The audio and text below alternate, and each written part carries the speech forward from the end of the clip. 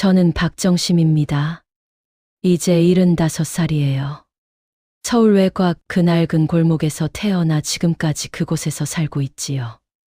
한 평생을 그곳에서 다 살아낸 셈인데 제 인생을 돌아보면 결국 한 사람 때문이에요. 지금 생각해도 그날이 없었다면 저는 어떤 사람이 되어 있었을까 싶습니다. 초등학교 1학년 여름이었어요. 그날따라 하늘이 유난했어요. 시커먼 구름이 밀려오더니 갑자기 물이 쏟아지듯 내렸지요. 장대비라고 불렀던 그런 비였어요. 우리 동네는 원래 낮은 곳에 자리 잡고 있었거든요. 그날 비는 정말이지 무서울 정도였습니다. 저는 학교에서 돌아와 집 앞 골목 입구에 섰어요. 집으로 들어가기가 무서웠어요. 발목까지 차오른 흙탕물을 봤거든요. 엄마가 일을 나가신 후라 집에 아무도 없을 거였어요. 제가 혼자였어요. 비는 계속 내려오고 저는 동생처럼 무섭고 답답했어요. 눈물이 흘렀지요. 그때였어요. 야, 뭐 하는 거야? 누군가의 목소리가 들렸어요. 저보다 크게 들리는 그 목소리. 우리 집은 높은 데 있으니까 우리 집으로 와. 어서. 손이 제 팔을 잡았어요. 같은 반 최말순이었어요. 검은 단발머리가 빛에 흠뻑 젖어 있었고 얼굴에는 물이 흘렀어요. 자기 집으로 가면서도 저를 놓아주지 않았어요. 우리 집 앞마당이 높으니까 물이 안 찬다니까. 그 손의 온기를 잊지 못해요. 그날 처음으로 누군가 저를 끌어당겨 준 거였어요. 위험해서 건져낸 거였어요. 말순의 집은 정말로 높은 곳에 있었어요. 계단을 오르다 보니 하늘이 더 가까워졌어요. 말순의 엄마는 저를 보더니 빨리 들어오라고 손짓했어요. 따뜻한 밥을 차려주셨고 여벌의 옷도 있는 대로 가져다 주셨어요. 우리는 그 밤을 창밖을 보며 보냈어요. 빗소리를 들었어요. 골목골목이 떠내려가는 것도 봤어요. 하지만 저는 더 이상 무섭지 않았어요. 옆에 말순이 있었거든요. 우리 늙어서도 같이 살자. 그날 밤 말순이가 그렇게 말했어요. 8살 아이의 말이었지만 정말로 그럴 거라고 생각했어요. 저도 우리 할머니 돼서도 같이 살자. 고 했지요. 그게 시작이었어요. 초등학교를 함께 했고 중학교도 함께 했어요. 등교 시간이 되면 전봇대 모퉁이에서 만났어요. 도시락을 함께 먹으며 불평도 나눴어요. 선생님 얘기, 새로 생긴 남자아이 얘기, 엄마가 한 말 장난 같은 것들이었어요. 공장에 다니는 나이가 됐을 때도 그랬어요. 야근을 하고 밤 10시쯤 돌아오면 전봇대 밑에서 만났어요. 발이 붓고 몸은 쑤셨지만 말순이만 보면 그 모든 게 괜찮아졌어요. 서로의 투정을 들어주는 것만으로 충분했어요. 결혼을 하고 아이를 낳고 살림을 꾸릴 때도 마찬가지였어요. 우리는 같은 동네에서 살았고 틈틈이 만났어요. 아이들 학비 때문에 밤샘을 한 날들, 남편이 술에 취해 들어올 때마다 심란했던 날들, 끼니를 걸으면서 살던 날들도 있었어요. 그럴 때마다 말순이를 만났어요. 말순이도 마찬가지였어요. 60년을 그렇게 살았어요. 우리는 친구가 아니라 거의 한 몸 같았어요. 저는 그 시간들이 계속될 줄 알았어요. 우리는 할머니가 되어서도 손을 잡을 거라고 생각했어요. 그렇게 약속했으니까요. 하지만 인생이라는 게 그렇게 단순하지는 않았어요. 어느 날 공원 벤치에서 모든 게 바뀌어 버릴 거라는 생각을 저는 꿈에도 못했어요. 벚꽃이 흩날리는 따뜻한 봄날 평범한 오후였어요. 제가 누군가의 입이 될 줄도 그 입으로부터 상처를 입을 줄도 몰랐어요. 60년을 함께했던 사람에게서요. 봄이 왔어요. 제가 75이 되는 해의 봄이었지요. 벚꽃이 한창 피던 어느 오후였어요. 저와 말순이는 동네 공원에 앉아 있었어요. 늘 그렇듯이 나란히 앉은 벤치에서요. 벚꽃이 소복하게 떨어지고 있었어요. 그 꽃잎들이 우리 어깨에도 소복하게 내려앉았어요. 말순이가 꽃잎을 손등에 올려놓고 바라봤어요. 참, 아름다워도 한 계절이네. 그렇게 조용하게 중얼거렸어요. 저도 맞장구를 쳤어요. 우리는 그런 대화들을 했어요. 깊지 않으면서도 편안한 그런 것들. 60년을 함께 했으니까 굳이 말이 많을 필요가 없었어요. 야, 정심아. 말순이가 갑자기 톤을 바꿔서 말했어요. 뭔가 다른 느낌이었어요. 너희 진우 말이야. 제 아들 이름을 꺼낼 때 뭔가 이상했어요. 말순이의 목소리에 장난기가 섞여 있었어요. 카페 망했다며? 요즘 돈 꾸러 다닌다더라? 그 순간 제 몸이 굳었어요. 아들 진우의 사업이 잘 안 되고 있다는 건 저도 알고 있었어요. 아이는 저에게 조심스럽게 말했어요. 엄마, 좀 힘든데 이런 식으로요. 하지만 구체적으로 얼마나 망했는지, 돈을 꾸러 다니는지는 아무에게도 말한 적이 없었어요. 아들의 남은 체면이라도 지켜주고 싶었거든요. 시장 사람들은 다 알던데 뭐. 말순이가 계속했어요. 목소리는 한없이 가벼웠어요. 너한테도 손 벌린다며? 아이고, 자식 관리를 어떻게 한 거야? 그때부터 제 가슴이 철렁했어요. 이건 걱정하는 목소리가 아니었어요. 호기심으로 가십을 나누는 소리였어요. 마치 누군가의 불행이 자기네 밥상 위에 오이는 것 같은 거였어요. 저는 말순이를 바라봤어요. 60년을 함께한 사람의 얼굴을 찬찬히 봤어요.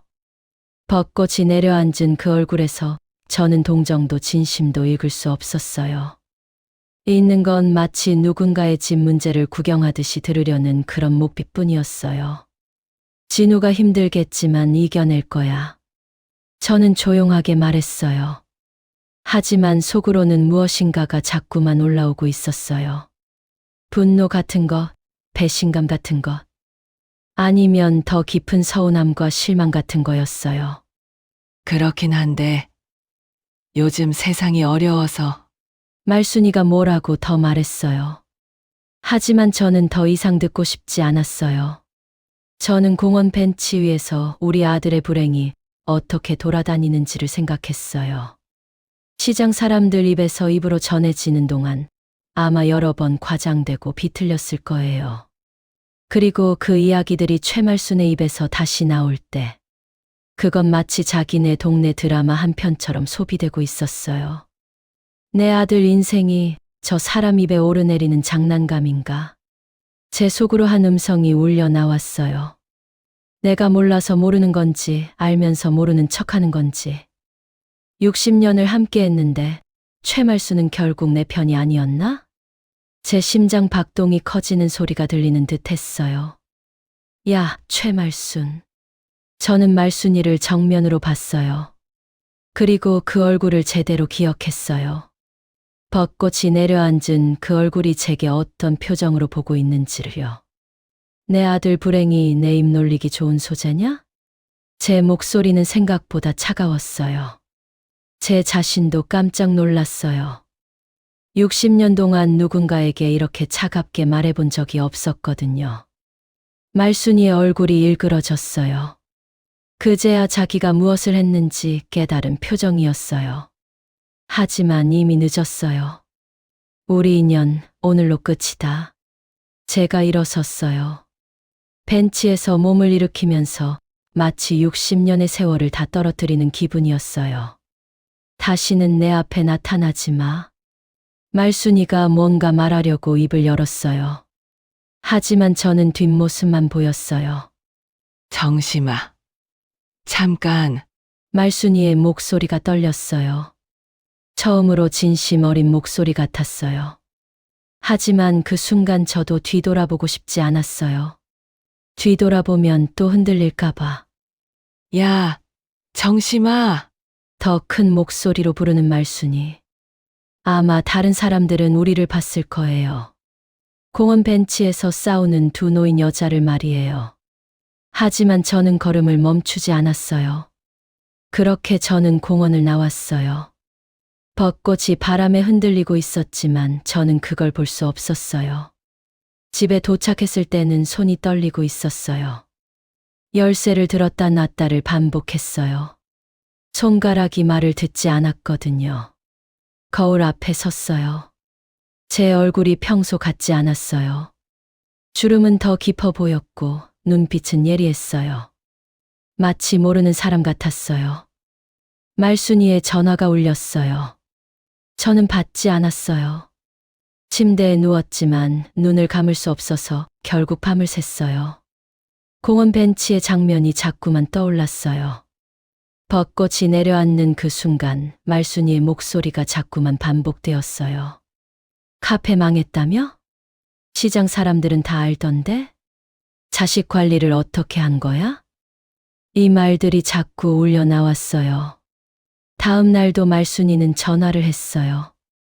저는 받지 않았어요. 사흘째 되는 날 말순이의 며느리가 들렀어요. 몇 년 만에 얼굴을 본 것 같았어요. 어머니, 저희 엄마가 자꾸 전화를 해서요. 혹시 싸우신 건 아닐까 싶어서. 저는 웃지 않았어요. 아니에요. 그럴 리 없이. 거짓이었어요. 말순이의 전화는 계속 왔다가 어느 날부터는 오지 않았어요. 마침내 포기한 건지 아니면 저를 존중해 주는 건지 알 수 없었어요. 저는 매일 집에 앉아 있었어요. 창밖으로 공원 벤치가 보였어요. 벚꽃은 이미 다 떨어진 지 오래였어요. 나뭇가지만 앙상하게 남아 있었어요. 60년 우정이 이렇게 끝나는 건가? 그런 생각이 자꾸만 들었어요. 공원 벤치에서 싸운 지 일주일쯤 지났어요. 밤이 깊었어요. 거의 새벽에 가까운 시간이었어요. 저는 아직 안 자고 있었어요. 침대에 누워 천장을 바라보고 있었지요. 잠이 오지 않았어요. 요즘은 잠을 자더라도 자는 시간이 자꾸 짧아졌어요. 나이가 든다는 건 이런 건가 싶었어요. 몸도 마음도 쉽게 쉴 수 없는 그런 상태. 그때 집 현관 열리는 소리가 났어요. 진우였어요. 제 아들. 엄마, 나왔어. 술에 취한 목소리였어요. 하지만 단순히 술에 취한 정도가 아니었어요. 그건 무너진 사람의 목소리였어요. 저는 급히 침대에서 일어났어요. 아들은 거실로 비틀거리며 들어왔어요. 신발도 제대로 벗지 않은 채로요. 그리고 바닥에 주저앉았어요. 그냥 바닥에 내려앉았어요. 무릎이 꺾이며 바닥을 치는 소리가 났어요. 그리고 울었어요. 아들의 울음을 본 지 얼마나 되었나 싶었어요. 어렸을 때 무릎을 까고 울던 그 모습이 아니었어요. 이건 다른 종류의 울음이었어요. 한 남자가 자신의 인생이 무너졌을 때 우는 그런 울음이었어요. 엄마, 나 진짜 망했어. 목이 메어 있었어요. 빛이 산더미야. 저는 그 순간 공원 벤치의 말순이 목소리가 떠올랐어요. 소문이었어요. 제가 고이 싸매어 두려던 그 일이 이미 동네에서 손가락질의 대상이 되어 있었던 거였어요. 저는 아들을 안았어요. 진우야, 괜찮아. 엄마가 있으니까.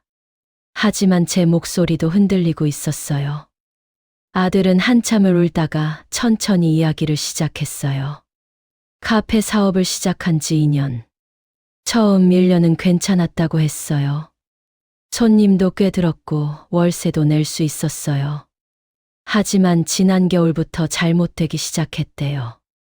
골목 입구에 큰 카페 프랜차이즈가 들어섰거든요. 손님은 급격히 줄었어요.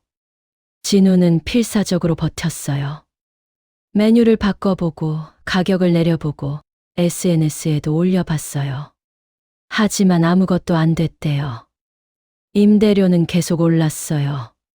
카드 깔아서 버텼는데 지난달에 한계가 왔어. 진우의 목소리가 떨리고 있었어요. 은행에서 전화가 온 거야. 연체료 때문에. 저는 처음으로 그 현실을 직면하고 있었어요. 추상적이지 않은 구체적인 숫자의 빚이 우리 앞에 있었어요. 얼마나? 8,500. 아들이 더 이상 말을 잇지 못했어요. 제 숨이 멈췄어요. 월세는? 3개월 밀렸어. 건물주가 더 이상 기다려줄 수 없대. 다음 주에 법적 조치를 하겠대. 아들의 말이 계속됐어요. 마치 자백하듯이요. 목사의 참회 고백처럼요. 거래처도 다 끊겼고 영업 자격도 잃을 수 있어. 신용도 떨어지고 새로운 일도 구하기 힘들 거야. 그리고 그 말이 제일 치명적이었어요. 엄마, 정말 미안해. 엄마 노후 자금까지 생각했는데 이게 아들은 또 울었어요. 저는 밤을 새웠어요. 종이에 숫자들을 적기 시작했어요. 저희 월 연금, 남은 저축, 아들이 갚아야 할 빚. 얼마만큼 현실적으로 도움을 줄 수 있는지, 그렇게 되면 제 노후는 어떻게 될 것인지를 계산했어요. 하나하나 지워나갈 때마다 제 인생에 남은 세월이 자꾸만 짧아 보였어요. 내가 75인데 아직 15년이라도 살 수 있다고 가정하면 그 시간을 어떻게 버텨야 할 것인가? 아들을 도와주지 않으면 아들도 망하고 도와주면 나도 망한다. 집거실 소파에 앉아 중얼거렸어요. 밤이 밝았어요. 새벽이 왔어요. 해가 솟았어요. 저는 여전히 같은 자리에 앉아 있었어요. 현관 밖에서 신문이 떨어지는 소리가 들렸어요. 평범한 아침이었어요. 동네는 평소 같이 움직이고 있었어요. 하지만 제 세계는 멈춰 있었어요. 갑자기 전화번호부가 생각났어요. 제 손이 자동으로 책장 아래쪽을 향했어요. 손때 묻은 오래된 전화번호부. 거의 10년은 안 본 것 같았어요. 페이지를 펼쳤어요. 최말순. 그 이름이 바로 내 손가락 밑에 있었어요. 손가락이 화면까지는 가지 않았어요. 하지만 번호를 읽었어요. 익숙한 번호. 60년을 함께한 사람의 번호였어요. 말순이는 어떨까? 혹시 말순이도 손자의 사업 때문에 걱정하고 있지는 않을까? 공원 벤치에서의 말도 혹시 자신도 같은 고통 속에 있었기 때문은 아닐까? 아니었어요. 그건 변명이었어요. 말순이가 뭔가 어려운 일이 있다고 해도 공원 벤치에서 다른 사람의 자식 불행을 가십처럼 나누는 건 달랐어요. 그건 다른 문제였어요. 저는 고개를 저으며 전화번호부를 덮었어요. 이대로 울다가 늙어 죽을 순 없다. 혼잣말했어요. 뭐라도 해야지. 뭐라도. 사흘 뒤였어요. 저는 동네 복지관 앞에 서 있었어요. 여러 번 이 자리를 지나갔지만 한 번도 들어가 본 적이 없었어요. 그건 일이 없는 사람, 도움이 필요한 사람들이 가는 곳이라고 생각했거든요. 하지만 지금 저는 도움이 필요한 사람이었어요. 문을 밀고 들어갔어요. 복지관은 생각보다 밝았어요. 복도에 할머니들이 앉아 있었어요. 누군가는 뜨개질을 하고 있었고 누군가는 휴대폰으로 뭔가를 보고 있었어요. 아이들이 뛰어다니고 있기도 했어요. 저는 정적인 공간을 상상했는데 여기는 꽤 생기가 있었어요. 어서 오세요. 젊은 여직원이 다가왔어요. 사회복지사라고 명찰이 붙어 있었어요. 이름은 윤미였어요. 혹시 도움이 필요하신가요? 저는 잠깐 말을 잇지 못했어요. 어디서부터 설명해야 할지 몰랐거든요. 저 일이 필요하고요. 목소리가 작았어요. 노인 일자리가 있으시다고 해서 윤미 선생님의 얼굴이 밝아졌어요. 그럼 딱 좋은 프로그램이 있습니다. 학교 급식실 도우미 일이 있는데 어머니 하실 수 있을까요?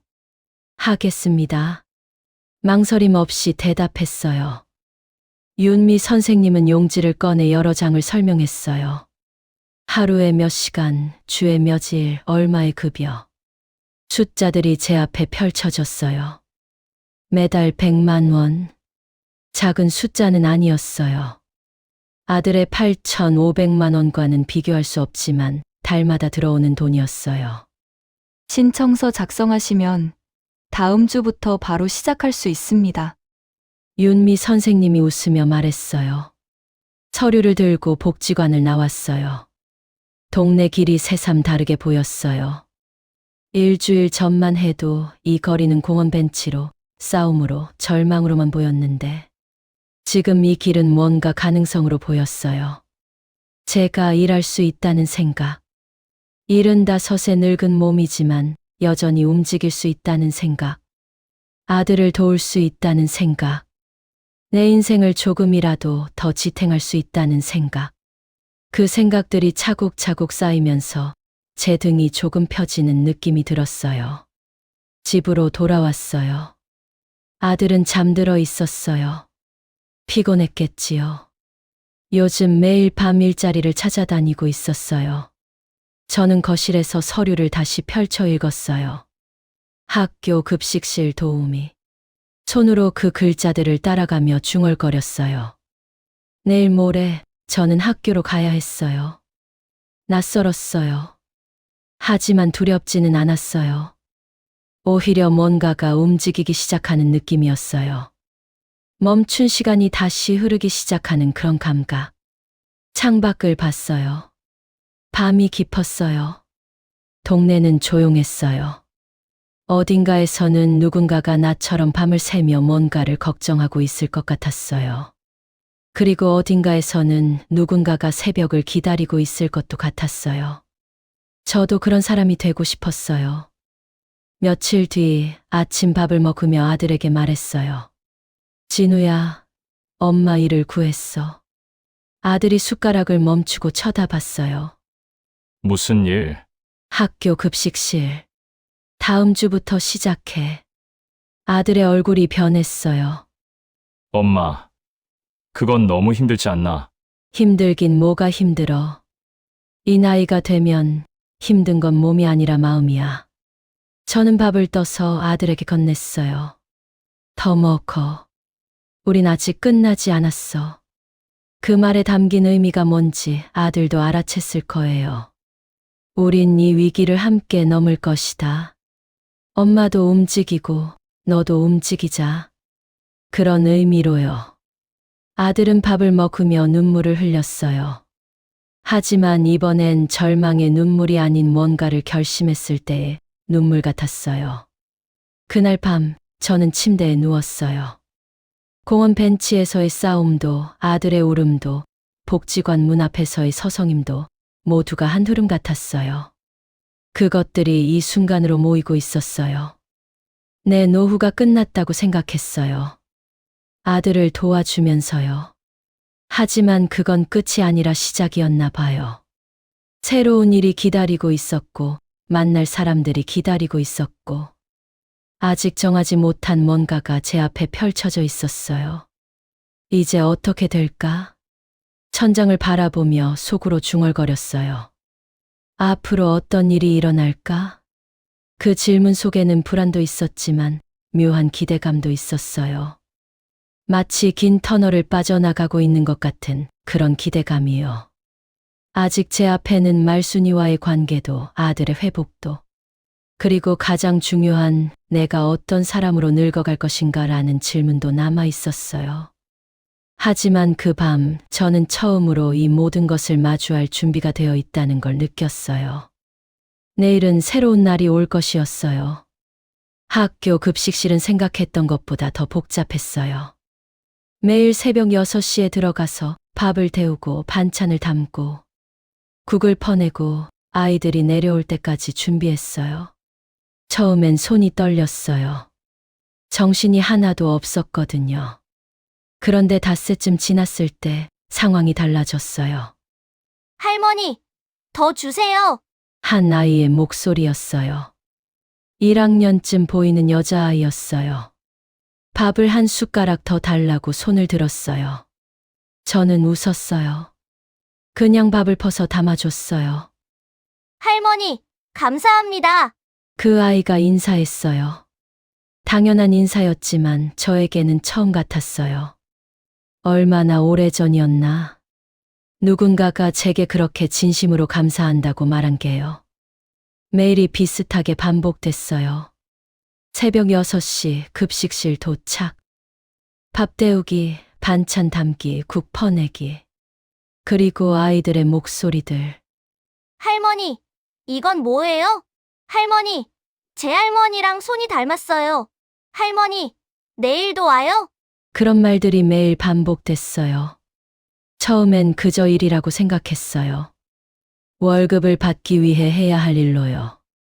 하지만 2주일이 지나고 한 달이 지나고 하면서 뭔가가 바뀌었어요. 제가 누군가에게 필요하다는 걸 깨달으면서요.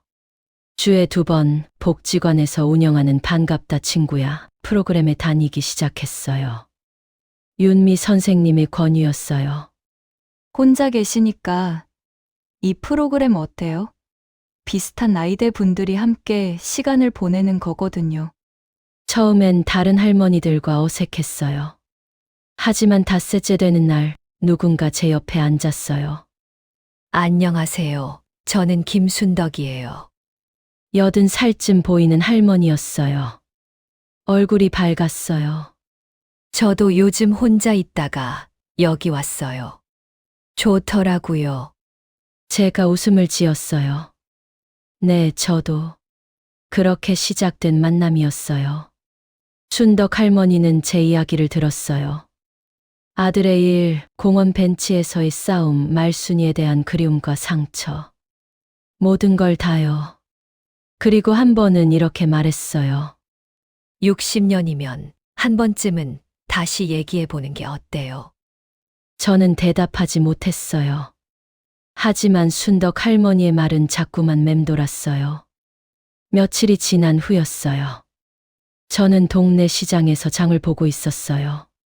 생선 가게를 지나가는데 누군가가 제 팔을 잡았어요. 어머니 혹시 뒤돌아봤어요. 말순이의 며느리였어요. 제 마음이 철렁했어요. 많이 본 것 같은데 뵌 지 정말 오래였어요. 며느리의 얼굴이 좋지 않았어요. 부은 눈, 피로가 가득한 얼굴. 안녕하세요, 어머니. 며느리의 목소리가 작았어요. 혹시 저희 엄마 최근에 만나신 적 있으세요? 저는 대답을 할 수 없었어요. 며느리는 눈물이 맺혔어요. 저희 남편 사업이 좀 잘 안 돼서 그 말이 나왔을 때 저는 몸을 경직됐어요. 요즘 시어머니가 밤마다 내가 괜히 자랑만 하다가 하면서 우세요. 말순이가 운다는 것, 자책한다는 것, 그 장면이 떠올랐어요. 공원 벤치에서 저를 향해 가십을 나눴던 그 사람이 이제는 자신의 아들. 불행 때문에 밤마다 눈물을 흘린다는 것. 제 마음이 복잡했어요. 그날 밤 저는 뒹굴었어요. 침대에서 일어났다 누웠다를 반복했어요. 생각이 많아졌습니다. 새벽이 왔어요. 저는 침대에서 일어났어요. 급식실 가야 할 시간이 가까워 있었어요. 하지만 일어나기 전에 거울을 봤어요. 주름진 얼굴, 수척해진 목, 늙은 눈. 하지만 그 눈은 죽어 있지 않았어요. 뭔가를 고민하고 있는 눈이었어요. 학교 급식실에서 저는 생각했어요. 아이들이 밥을 먹고 있었어요. 처음 제 밥을 봤던 그 아이도, 제 손이 자신의 할머니 손과 닮았다고 말했던 그 아이도, 그 아이들이 밥을 먹을 때의 모습이 얼마나 소박하고 소중한지를 알았어요. 그럼 말순이는? 말순이도 누군가의 할머니였어요. 누군가의 어머니였어요. 말순이도 그런 마음으로 누군가를 돌봐야 할 사람이었어요. 공원 벤치에서의 말이 가십이었다고 해도 그게 말순이의 모든 게 아니었어요. 60년이 그냥 사라질 리는 없었어요. 점심을 끝내고 나갈 때쯤 윤미 선생님이 다가왔어요. 어머니, 어제 있던 일로 뭔가 고민 있으세요? 놀랐어요. 제 마음을 어떻게 알았을까? 아니에요. 그냥 말을 끝내지 못했어요. 혹시 도움이 되고 싶으신 누군가가 있으신가요? 윤미 선생님의 목소리는 부드러웠어요. 저는 고개를 끄덕였어요. 저는 시장에서 며느리를 만난 지 이틀 뒤에 그녀에게 전화했어요. 어머니, 어쩐 일로? 혹시 일자리가 필요하면 우리 진우도 지금 힘들지만 이런저런 일들 하고 있는데 한번 일자리가 있는지 물어봐 달라고 할까 해서. 어머니 정말로요? 며느리의 목소리가 떨렸어요. 저는 차분하게 말했어요. 우리도 힘들었으니까. 그 말을 하고 나니 제 가슴이 한결 편했어요. 그날 밤 저는 창밖을 봤어요. 동네가 고요했어요. 어딘가에서는 누군가가 나처럼 밤을 뒤척이고 있을 것 같았어요. 누군가는 제 선택을 응원하고 있을 것도 같았고, 누군가는 여전히 절망 속에 있을 수도 있었어요. 하지만 제 마음은 달랐어요. 누구나 힘들어질 수 있다. 혼잣말했어요. 그래서 서로 도우며 살아야 한다. 그 깨달음이 얼마나 오래되었는지, 얼마나 멀리서 온 것인지를 알았어요. 공원 벤치의 상처에서, 절망의 밤에서, 복지관 문 앞에 서성임에서 모든 게 이 순간을 위한 것이었나 싶었어요. 몇 주일이 지났어요. 제가 한 손짓이 작은 변화를 만들었어요. 말순이의 아들이 일을 얻었고 말순이는 아마 조금 더 편한 밤을 지낼 거예요. 그리고 저도 달라졌어요. 학교 급식실에서, 복지관에서, 일상 속에서 제가 누군가의 도움이 될 수 있다는 걸 알았으니까요. 한 가지 남았어요. 말순이를 다시 만나는 일. 복지관 복도에서 마주칠 수도 있고, 시장에서 만날 수도 있고, 혹은 내가 찾아갈 수도 있을 거예요. 그때 제가 뭐라고 말할지는 아직 모르지만 침묵할 준비는 되어 있었어요. 60년의 침묵이 아니라 뭔가를 생각하고 있는 그런 침묵으로요. 제 마음속으로 아직 하지 못한 말들이 많이 있었어요. 하지만 그 말들은 얼굴을 마주하고 시간을 함께하면서 천천히 나올 거라고 생각했어요. 새벽 거울 앞에서 저는 주름진 얼굴을 한참 바라봤어요. 76살의 얼굴이었어요. 한 달 전과 달라진 게 별로 없어 보였지만 제 마음은 달랐어요. 눈빛이 달랐어요. 절망이 빠진 눈이었어요. 그래, 내 인생도 얼마 안 남았는데. 중얼거렸어요. 미운 마음만 품고 가기엔 아깝지. 그 말이 제게 답이 되었어요. 그날은 토요일이었어요. 반갑다 친구야 프로그램이 있는 날이었어요. 저는 일찍 일어나 옷을 차려입었어요. 춘덕 할머니를 만날 시간이었어요. 복지관에 들어섰어요. 복도를 지나가고 있는데 누군가가 저를 불렀어요. 정심아, 목소리가 떨렸어요. 저는 그 목소리를 알았어요. 뒤돌아봤어요. 말순이었어요. 60년을 함께한 사람이 제 앞에 서 있었어요. 얼굴이 창백했어요. 말순이도 요즘 밤을 새웠나 봐요. 눈 아래가 거무스름했어요. 하지만 눈빛은 살아 있었어요. 제게 무언가를 말하고 싶은 그런 눈빛이었어요. 정심아, 또 제 이름을 불렀어요. 저는 등을 돌리지 않았어요. 대신 한참을 보고 나서 조용히 말했어요. 우리 어렸을 때 홍수 나던 날 기억나? 말순이의 눈동자가 흔들렸어요. 내가 나 끌고 언덕으로 뛰어가던 거. 말순이는 답하지 못했어요. 하지만 그 얼굴에는 모든 답이 있었어요. 우리는 말을 잇지 않았어요. 둘 사이에 길고 묵직한 침묵이 흘렀어요. 그건 불편한 침묵이 아니었어요. 오히려 뭔가를 말하는 침묵이었어요. 미안해. 말순이가 먼저 말했어요. 목소리가 작았어요. 정심아, 미안해. 정말. 알아. 저는 그렇게만 말했어요. 더 많은 말이 필요하지 않았어요. 지난주 시장에서의 만남이, 며느리의 눈물이, 그리고 제가 한 작은 손짓이 모든 걸 설명했으니까요. 너도 힘들었지. 말순이의 눈에 눈물이 맺혔어요. 우리는 복지관 복도를 함께 걷기 시작했어요. 프로그램이 시작되기 전까지의 짧은 시간이었지만 그 시간이 얼마나 길고도 깊었는지를 알았어요. 며느리한테 얘기 들었어. 우리 아들 일자리도 찾아주고 도와줬다고. 그 대화 속에는 감사가 있었어요. 용서보다 더 깊은 뭔가를 나눈 사람들 사이의 감사였어요. 고마워. 정심아, 정말 고마워. 저는 말순이를 향해 미소를 지어 보였어요. 복지관 강의실에서 프로그램이 시작됐어요. 순덕 할머니가 저를 봤어요. 그리고 제 옆에 앉은 말순이를 봤어요. 순덕 할머니는 아무 말도 하지 않았지만 그 얼굴에는 알겠다는 표정이 있었어요. 강사 선생님이 뭔가를 가르치고 있었어요. 어떤 건강 프로그램이었어요. 하지만 저는 그것보다 제 옆에 앉은 사람의 호흡을 느끼고 있었어요. 60년을 함께한 사람이었어요. 이 시간이 계속되었으면 좋겠다는 생각을 했어요. 프로그램을 마친 후 우리는 함께 복지관을 나왔고 작은 카페에 들어가서 앉았어요. 카페에서 우리는 그동안 나누지 못했던 많은 이야기들을 나눴어요. 대화를 하는 내내 우리는 계속 손을 잡고 있었어요. 말순이의 손은 여전히 따뜻했어요.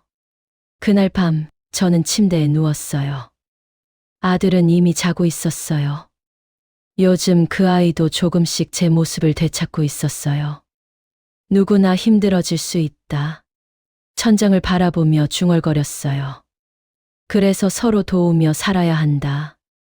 이제 그 말이 이전처럼 공허하지 않았어요. 몇 주일이 더 지났어요. 말순이와 저는 정기적으로 만나기 시작했어요. 복지관 프로그램, 시장 가는 길, 공원 벤치. 60년을 함께한 자리들을 천천히 다시 채워나갔어요. 한 번은 말순이가 제게 물었어요. 정심아, 우리 우정이 다시 돌아온 것 같지? 저는 대답했어요. 아니야.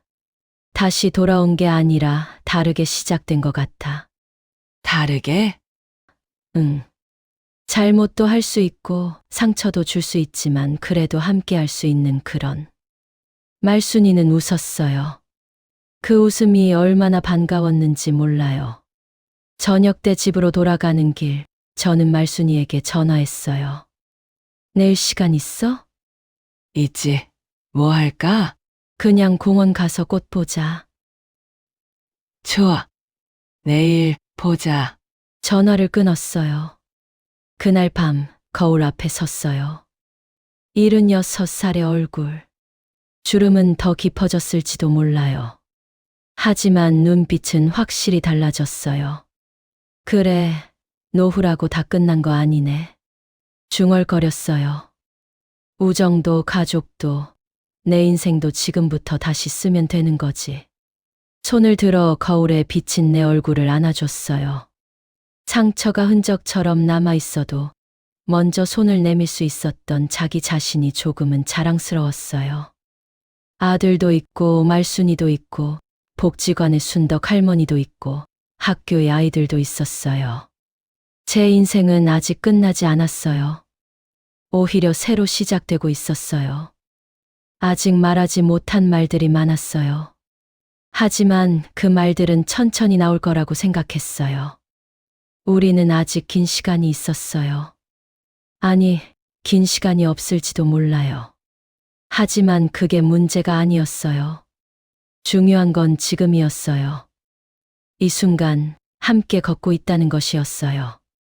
마음속으로 아직 말하지 못한 말을 조용히 되뇌었어요. 우리 이번엔 제대로 늙어보자. 미워하면서 말고 좀 더 사람답게. 그리고 남은 시간 동안 서로를 위해 주자. 그 말들이 언제쯤 소리로 나올 수 있을지는 모르겠지만 충분히 시간이 있을 거라고 생각했어요. 우리는 다시 만났으니까요. 가장 중요한 것을 되찾았으니까요. 네, 우리는 이제 시작이었어요.